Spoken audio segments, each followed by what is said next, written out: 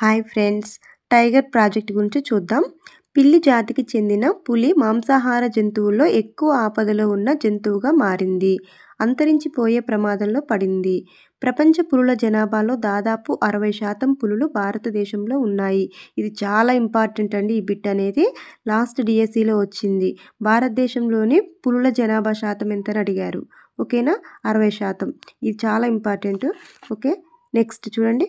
కొన్ని సంవత్సరాలుగా పులులను వేటాడుతూ ఉండడం వలన వాటి జనాభా సగటు 35% తగ్గింది. పులులు అంతరించిపోకుండా భారత ప్రభుత్వం 1972లో ఈ టైగర్ ప్రాజెక్టును ప్రారంభించింది. పులులను సంరక్షించుకోవడం ద్వారా ఆవరణ వ్యవస్థలను కాపాడుకోవచ్చు.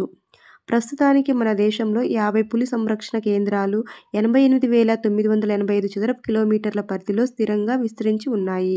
జాతీయ పులుల సంరక్షణ authority national tiger conservation authority నివేదిక 2019 ప్రకారం ప్రస్తుతం మన దేశంలో సుమారు 2,603 నుండి 3,346 వరకు పులులున్నట్లు తెలుస్తుంది.